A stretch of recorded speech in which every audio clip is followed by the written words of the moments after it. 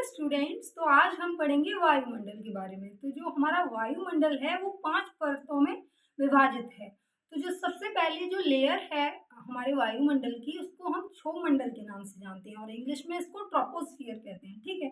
जो हमारी second layer है उसको हम स्ट्रेटोस्फियर के नाम से जानते हैं, जिसे हम हिंदी में बोलते हैं समताप मंडल। और जो हमारी तीसरी लेयर है उसको हम किस नाम से जानते हैं?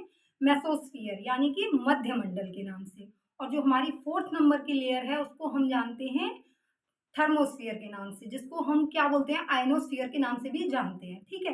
जो हमारी फिफ्थ लास्ट जो लेयर है उसको हम एक्सोस्फियर के नाम से जानते हैं और हिंदी में इसे चुंबकीय या बाह्य मंडल भी बोला जाता है। तो हम ग्राफिकली इसको जान लेते हैं।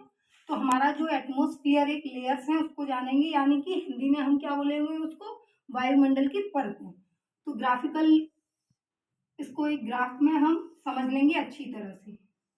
ओके। तो जो हमारी पहली जो लेयर होती है वो स्टार्ट होती है 8 किलोमीटर से 20 किलोमीटर तक। और पहली लेयर का नाम क्या है? हमारा ट्रोपोस्फियर, और हिंदी में क्षोभमंडल। ठीक है।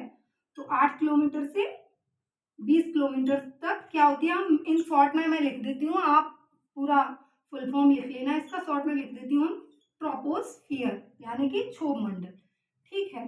तो इसमें जितनी भी वायुमंडल की घटनाएं जो होती हैं, जैसे बादल का आना, आंधी, तूफान, बारिश, ओले आना, ये सारी जो घटनाएं होती हैं वो किसके अंदर होती हैं? क्षोभमंडल के अंदर होती हैं। ठीक है। तो क्षोभमंडल।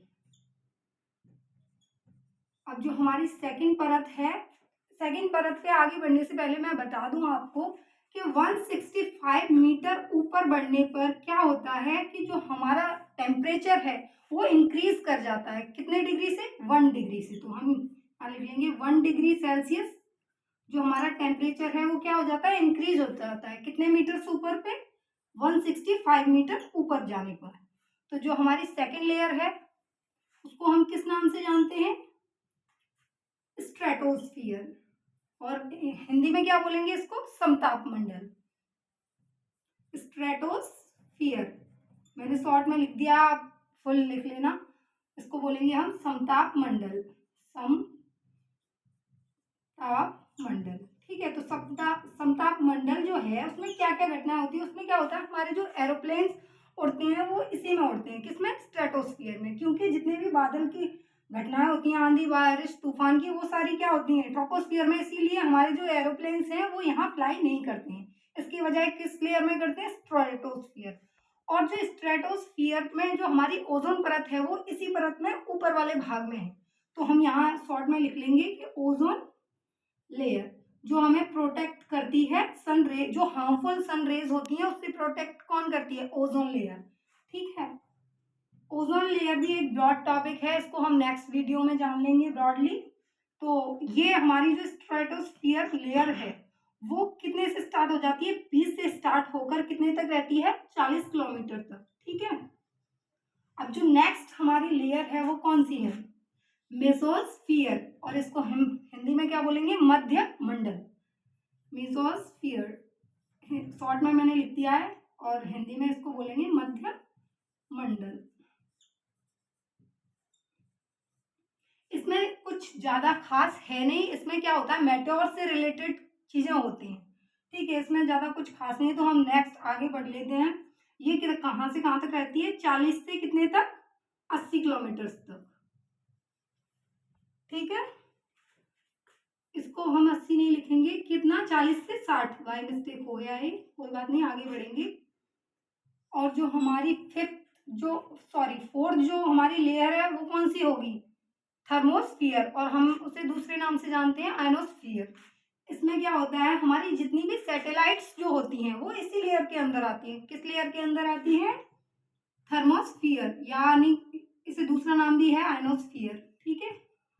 आयनोस्फियर के नाम से भी जानते हैं। ये 60 से कहाँ तक रहती है? 640 किलोमीटर तक रहती है। ठीक है। इसमें क्या होता है? जो हमारी सैटेलाइट्स होती हैं वो सारी यहीं पे सेटअप की जाती हैं।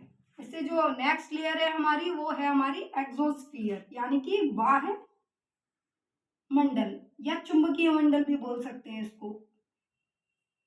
इसमें जितने भी क्या होता है, जितने भी रॉकेट या मिसाइल्स जो होती हैं, जितना भी वर्क सैटेलाइट या रॉकेट से रिलेटेड होता है, वो सारे काम कहाँ होते हैं, वायुमंडल। और वायुमंडल कहाँ से होता है, 640 किलोमीटर से लेके ऊपर जितना भी होता है वो सारा किस लेयर के अंडर आता है, बाह्य या फिर एक्सोस्फियर लेयर के अंदर।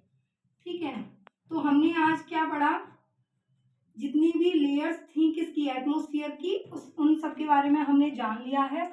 और इससे रिलेटेड आपको कोई भी क्वेरी हो तो आप कमेंट बॉक्स में कर सकते हैं कमेंट। और thanks for watching, next video आएगा इससे रिलेटेड, आगे पढ़ेंगे।